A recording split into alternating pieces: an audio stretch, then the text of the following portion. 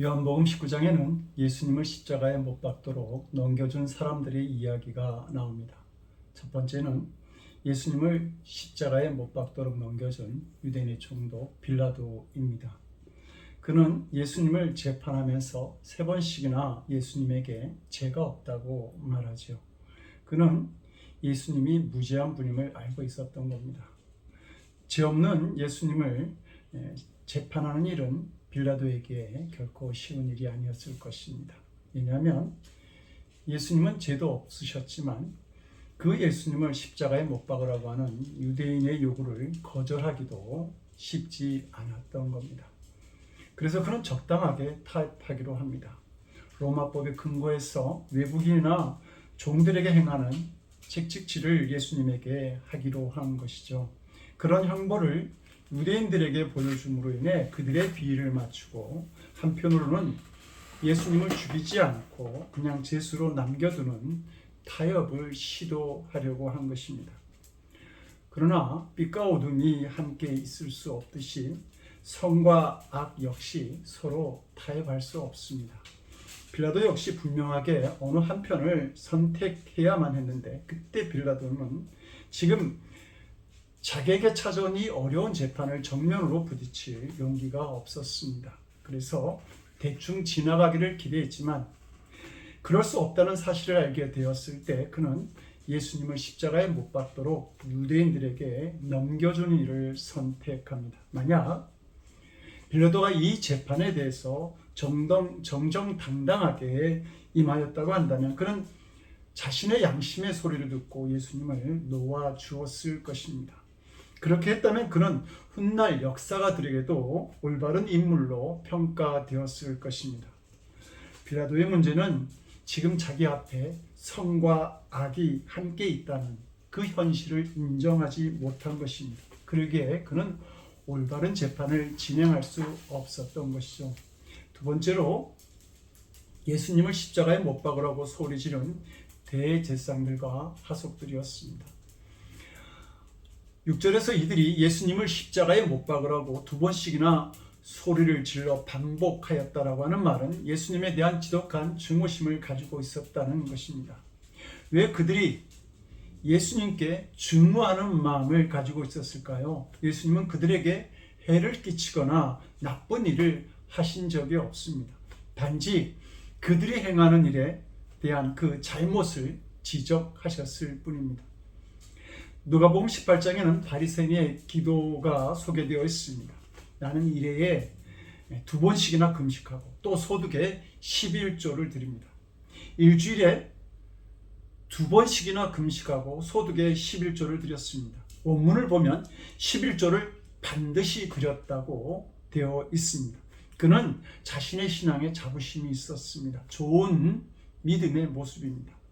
그런데 예수님은 자신의 신앙을 자랑하던 그 바리새인보다 얼굴을 들지도 못하고 자신을 죄인이라고 고백한 그 세리의 기도를 더 칭찬하셨습니다. 그리고 종교 지도자들의 위선적인 행동과 잘못을 들춰내시면서 독사의 자식들이나 해칠한 무덤이라고 지적하셨습니다. 그러니 예수님이 좋아 보일 수가 없었습니다. 그래서 그들은 예수님을 십자가에 못 박도록 모의하고 빌라도에게 넘겨주었던 겁니다. 세 번째로 예수님을 십자가에 못 박는 로마 병사들이었습니다. 그들은 예수님을 십자가에 못 박는 결정권을 가지고 있는 사람들은 아니었지만 그들이 예수님께 한 행동은 예수님을 죽이도록 넘겨주는 사람들만큼이나 예수님을 힘들게 하고 잔인했습니다. 그들은 아무런 저항도 없이 채찍을 맞아 피를 흘리시는 예수님을 보고 내가 유대인의 왕이냐? 라고 물으면서 예수님을 희롱합니다. 먼저 예수님의 머리에 왕관 대신 면류관을 씌워서 피가 흐르는 고통을 주죠. 예수님께 홍포를 입히는데 당시 짙은 붉은색 옷은 왕이 입는 색이었습니다. 그리고 유대인의 왕이여 평안할지어다 라고 인사를 합니다. 마태복음에는 이 상황을 이렇게 묘사하고 있습니다. 그 앞에서 무릎을 꿇고 희롱하여 가로되 유대인의 왕이여 평안할지어다 하며 그에게 침 뱉고 갈대를 빼앗아 그의 머리에 치더라. 로마 병사들은 예수님께 침을 뱉으며 희롱하고 당시 왕들이 손에 들고 있었던 지팡이를 상징하는 갈대를 주면서 왕이라고 희롱하였고 다시 빼앗으면서 그 갈대로 예수님의 머리를 때렸다고 말합니다. 로마 병사들이 말할 수 없는 악행을 저지르며 예수님을 조롱하였던 겁니다. 그런데 성도 여러분, 지금 이 말씀을 들으면서 어떻게 예수님께 저렇게 행동할 수 있을까라는 생각이 드시는지요? 예수님을 십자가에 못 박는 그들을 마음 놓고 비난하고 싶은 마음도 또한 들지는 않는지요? 밧세바와 간음하고 충신 우리아를 죽였던 다윗은 나단 선지자가 많은 양을 가진 어떤 부자가 가난한 자의 하나밖에 없는 어린 양을 빼앗아 손님을 대접하였다라고 하는 그 말에 얼마나 진노하는지 모릅니다. 사무엘하 12장 5절을 보게 되면 다윗이 그 사람을 크게 노하여 나단에게 이르되 여호와의 사심을 가리켜 맹세하노니 이 일을 행한 사람은 마땅히 죽을 자니라고 말합니다. 그러다 나단이 다윗에게 말하죠. 당신이 바로 그 사람입니다. 그때 비로소 다윗은 자기의 이야기였음을 깨닫고 절망 가운데 눈물로 회개하는 것을 볼 수 있습니다. 남의 잘못된 이야기에 화를 내지만 사실은 그 이야기가 바로 나의 이야기일 수 있다는 것입니다. 다른 사람에 대해 하는 비판이 결국 나를 향한 비판이 될 수 있습니다. 어쩌면 예수님을 죽이겠다고 덤벼드는 빌라도나 유대의 지도자들, 그 하속들의 모습, 예수님을 희롱하는 로마 병사들의 모습이 우리들의 모습일 수 있습니다. 성도 여러분, 내가 만약 빌라도의 자리에 있었다고 한다면 어떻게 했을까? 한 사람의 억울한 죄수를 풀어주기 위해서 총독 자리를 내놓을 수 있을까요? 여러분의 가족이 그렇게 한다고 한다면, 여러분의 친척이 그렇게 한다면 여러분은 어떤 조언을 하시겠습니까? 그러고 보면 빌라도가 나 자신이라는 것을 깨닫게 됩니다. 우리가 유대교 지도자였어도 그들과 별로 다르지 않았을 것입니다. 우리의 교만과 이선, 고집도 보통이 아니기 때문입니다. 누가 나의 잘못을 지적하고 비판한다면 나를 비판하는 그 상대방을 무너뜨리기 위해서 모함이나 권력 같은 모든 수단을 우리는 동원하지 않습니까? 또한 로마 병사들처럼 성도라고 하면서 예수님을 부끄럽게 만드는 일들을 우리는 하고 다니지는 않는지요. 그러므로 우리는 예수님을 십자가에 못 박게 했던 빌라도나 유대교 지도자들, 로마 병사들이 사실 우리 자신의 모습임을 깨닫게 됩니다. 이 눈으로 성경을 읽을 때 하나님이 우리에게 하시는 말씀을 발견하게 됩니다. 그러나 성도 여러분, 오늘 본문을 깊이 묵상해 보면 깨닫게 되는 놀라운 사실이 하나 있습니다. 그것은 예수님을 십자가에 못 박게 한 결정적인 분은 빌라도도 아니고 유대 종교 지도자들도 아닌 바로 하나님 자신이었다고 하는 사실입니다. 10절에 보면 빌라도가 예수님을 신문하는데 예수님은 아무 말씀도 하시지 않습니다. 이 모습이 너무나 답답했던 빌라도가 이렇게 말합니다. 내가 너를 놓을 권세도 있고 십자가에 못 박을 권세도 있는 줄 알지 못하느냐. 그러자 예수님은 위에서 주시지 아니하였다고 한다면 나를 해할 권세가 너에게 없었으리라. 무슨 말씀이십니까? 하나님은 얼마든지 예수님을 구출하고 빌라도와 유대교 지도자들을 멸하실 수도 있었지만 그렇게 하시지 않으셨다는 말입니다. 하나님이 허락하셨기에 예수님께서 십자가에 매달리시게 된 것입니다. 그렇다면 왜 하나님은 독생자 예수를 십자가에 못 박게 하셨는지요? 우리에 대한 사랑 때문입니다. 요한복음 3장 16절은 말합니다. 하나님이 세상을 이처럼 사랑하사 독생자를 주셨다. 우리를 사랑하셨기 때문입니다. 이사야서 50장 4절에서 7절은 십자가 고난을 맞이하실 예수님이 하나님께서 주셨던 말씀들을 회상하며 기록한 말씀입니다. 주 여호와께서 아침마다 깨우치시되 나의 길을 깨우치사 학자같이 알아듣게 하시도다. 주 여호와께서 나의 길을 열으셨으므로 내가 거역지도 아니하며 뒤로 물러가지도 아니하며 나를 때리는 자들에게 내 등을 맡기며 나의 수염을 뽑는 자들에게 나의 뺨을 맡기며 수욕과 침뱉음을 피하려고 내 얼굴을 가리우지 아니하였느니라. 주 여호와께서 나를 도우심으로 내가 부끄러워 아니하고 내 얼굴을 부싯돌같이 굳게 하였은즉 내가 수치를 당치 아니할 줄 아노라. 우리는 여기서 상식적으로 이해할 수 없는 아버지 하나님과 독생자 예수님의 이야기를 듣게 됩니다. 아버지가 아들에게 신신당부합니다. 사람들이 너를 때리면 돌아서지 말고 그대로 맞아야 한다. 사람들이 내 수염을 뽑거든 너는 저항하지 말고 내 뺨을 통째로 맡겨야 한다. 사람들이 내 얼굴에 침을 뱉거든 절대 얼굴을 돌리면 안 돼. 알겠지? 얼마나 많이 당부를 했는지 4절을 보면 아침마다 깨우치시되 나의 길을 깨우치사 학자같이 즉 뇌에 박히도록 알아듣게 하시도다 라고 말씀합니다. 그래서 이 아들은 아버지가 시키는 대로 합니다. 내가 거역지도 아니하며 뒤로 물러가지도 아니하며 나를 때리는 자들에게 내 등을 맡기며 나의 수염을 뽑는 자들에게 나의 뺨을 맡기며 수욕과 침뱉음을 피하려고 내 얼굴을 가리우지 아니하였느니라.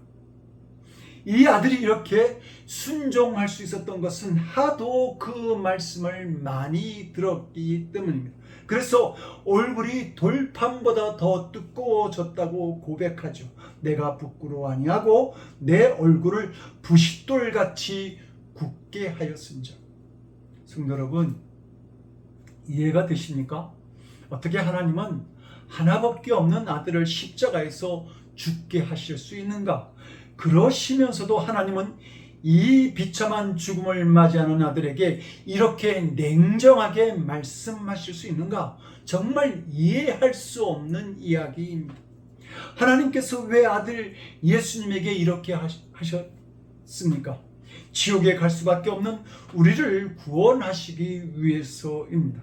이것은 결코 쇼가 아닙니다. 하나님의 뜨거운 사랑이고 눈물이었던 것이죠. 이 놀라운 하나님의 사랑을 발견한 바울은 자신을 죄인 중에 괴수라고 고백하면서 자신을 그 십자가에 못 박았다고, 그 사랑의 십자가에 못 박았다고 고백하고 있습니다. 하나님의 사랑은 빌라도나 대제사장 혹은 로마 병사들처럼 사랑받을 가치가 없는 사람을 사랑하신 사랑이며 우리 스스로 해결할 수 없는 그 죄의 운명으로부터 우리를 건지시는 사랑이었습니다. 우리의 죄로 인하여 채찍을 맞고 손바닥으로 뺨을 맞고 수염을 뽑히며 조롱과 침뱉음을 당하시는 이 모든 일들이 바로 우리를 향한 하나님의 마음임을 보여주고 있는 것입니다. 그런데 우리는 하나님께 버림받았다, 벌받는다 라고 하는 말은 하면서도 하나님의 사랑을 받았다, 하나님의 사랑을 보았다 라고 하는 말은 안 합니다. 아니, 못합니다. 하나님의 사랑은 십자가에서 나의 하나님 어찌하여 나를 버리셨나이까 절규하는 아들의 모습을 외면하면서까지 우리를 사랑하신 그 사랑인데도 말입니다. 성도 여러분, 우리는 교회에 와서 마음의 자유함을 누립니다. 누구도 죄인이라 하지 않습니다. 거룩한 무리 성도라 부릅니다. 그리고 교회 바깥에 있는 사람들을 죄인이며 지옥에 갈 사람이라고 여기며 안타까워하지요. 믿음 없는 그들이 들으면 대단히 기분 나빠할지 모릅니다. 자기나 교인들이나 별로 다를 바가 없다고 여기기 때문이죠. 그러나 우리는 엄청난 차이가 생겼다고 믿습니다. 그리고 이것은 사실입니다. 우리에게는 주님의 십자가 보혈이 흐르기 때문입니다. 우리는 주의 사랑으로 변화된 존재들입니다. 이것을 구원의 확신이라고 말합니다. 이런 확신을 가지고 살아가는 우리를 보시는 하나님은 행복해 하실 것입니다. 이런 은혜를 누리고 살아가게 하시려고 하나님께서 독생자이신 예수님께 십자가를 지게 하셨던 것입니다. 한 장의 그림이 기독교 역사에 놀라운 영향을 준 일이 있습니다. 화가 스텐버그가 그린 십자가라고 하는 그림입니다. 스텐버그는 성제롬 대성당 위고 신부의 요청으로 십자가에 달린 예수님을 그리고 있었습니다. 그런데 스텐버그가 십자가 그림을 그리다가 그만두고 말았습니다. 그는 시간을 끌어서 이 그림값, 화료를 좀 더 올리려는 속셈이 있었던 겁니다. 스텐버그는 이렇게 그림을 잠시 중단할 동안 집시 여자인 페피타를 모델로 다른 그림을 그리기 시작합니다. 어느 날 하실에 와 있던 모델 페피타는 초안만 잡혀있는 예수님의 그림을 보고 스텐버그에게 십자가 이야기를 해달라고 졸랐습니다. 스텐버그는 너무나 흔한 이야기라 시간 낭비라고 생각했지만 이 소녀의 간청에 못 이겨 점심시간에 대충 그 이야기를 들려주었습니다. 하지만 페피타는 몹시 감동하였고 이 소녀는 불쑥 우리를 사랑하기 때문에 죽었다는 이 훌륭한 사람을 성령님도 사랑하고 계시겠지요? 이렇게 물었습니다. 이 한마디가 스텐버그의 가슴에 꽂혀 그를 몹시 당황하고 괴롭게 만들었습니다. 나는 정말 이 예수님을 사랑하는가? 곰곰이 생각하고 며칠 동안 깊은 묵상에 잠긴 후에야 스텐버그는 다시 십자가 그림을 그릴 수 있었습니다. 그는 그림이 완성된 뒤에 성당 측에서 주는 그 그림값도 사양합니다. 그런데 모라비안 선교회를 설립한 진젠돌프 공작이 젊었을 때에 나는 어떻게 살 것인가? 무엇을 하며 살 것인가? 어떤 인생을 살 것인가로 고민하며 방황하고 있었습니다. 그러던 어느 날 제롬 대성당에 걸려있는 이 스텐버그의 십자가 그림을 보게 됩니다. 십자가상의 예수님을 한참 바라보다가 진젠도프는 마음에 하나의 결론을 내리게 됩니다. 그렇다. 십자가를 위해서 살아야 하겠다.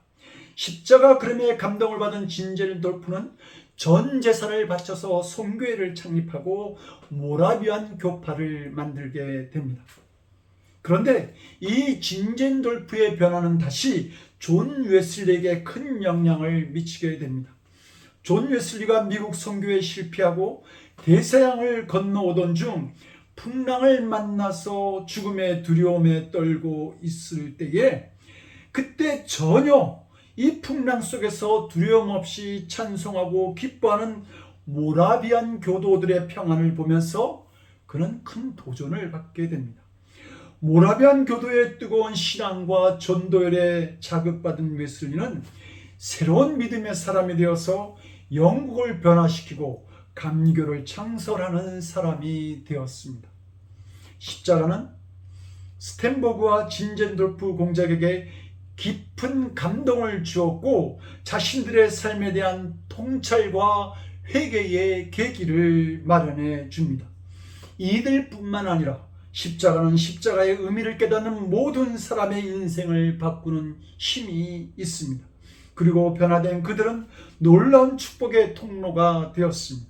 십자가에는 어떤 의미가 있게 있도록 사람의 내면을 흔드는 변화가 가능한 것인지요? 하나님의 사랑입니다. 많은 사람이 현대를 이끌어 무감동, 무감각, 무표정의 시대라고 합니다. 너무 바쁘게 돌아가는 나머지 변하는 상황을 쫓아가다 어느새 자기를 잃고 살아갑니다. 그러기에 현대인은 방황할 수밖에 없습니다. 여러분도 삶의 기쁨과 희열을 잃고 살아가지는 않는지요? 고난이 가득한 현실 속에서 눈물 흘리며 절규하고 있지는 않는지요? 어떻게 살아야 아름답고 보람된 인생, 값진 인생을 살 수 있을까? 진젠돌프와 같이 고민하고 있다면 십자가를 가만히 묵상해 보시기 바랍니다. 진젠돌프 공작을 변화시킨 십자가라고 한다면 분명 우리도 변화시킬 수 있을 것입니다. 십자가 때문에 진진돌포의 공작의 삶이 바뀌고 영국과 하나님 나라 확장을 위해 그의 삶이 드려졌다고 한다면 우리의 삶도 하나님께 드려져 쓰임받는 삶을 살 수 있게 될 것입니다. 그러므로 고린도후서 5장 15절은 이렇게 말하죠. 저가 모든 사람을 대신하여 죽으심은 산자들로 하여금 다시는 저희 자신을 위하여 살지 않고 오직 저희를 대신하여 죽었다가 다시 사신 자를 위하여 살게 하려 함이니라. 십자가의 믿음이 우리의 삶에 분명한 이정표와 목적을 만들어 줍니다. 주님을 위한 삶을 살아가게 만드는 것입니다. 사랑하는 성도 여러분, 우리는 이번 주 제2의 수요일을 맞이합니다. 그리고 이 땅에 오셔서 십자가를 지신 주님의 삶을 묵상하고 광야에서 40일 동안 금식하셨던 예수님의 고난에 동참하는 사순절을 시작합니다. 자신을 십자가에 못 박으라고 소리치는 그 죄인들의 구원을 위해 이 땅에 오신 예수님은 우리를 향한 하나님의 놀라운 사랑의 선물입니다. 그 귀한 사랑에 감사하면서 이제 우리의 삶도 하나님께 헌신하고자 새롭게 결단하는 사순절을 맞이하시길 주님의 이름으로 간절히 기도드립니다. 함께 기도하시겠습니다. 사랑의 하나님, 하나님의 사랑이 독생자를 대속제물로 삼으셨습니다. 그 사랑이 우리를 구원하셨음을 압니다. 이 놀라운 사랑을 깨닫고 보는 자들이 되게 하여 주시옵소서. 이 사랑을 의지해서 사망의 음침한 골짜기를 지나갈지라도 평안과 기쁨을 누리는 저희들 되게 하여 주시옵소서. 길을 잃은 자리에서 삶의 분명한 목적과 소망을 발견할 수 있는 저희들이 되도록 주여 도와 주시옵소서. 십자가에서 하나님의 놀라운 사랑을 보여주셨던 우리 주 예수 그리스도 이름 받들어 간절히 기도드리옵나이다. 아멘.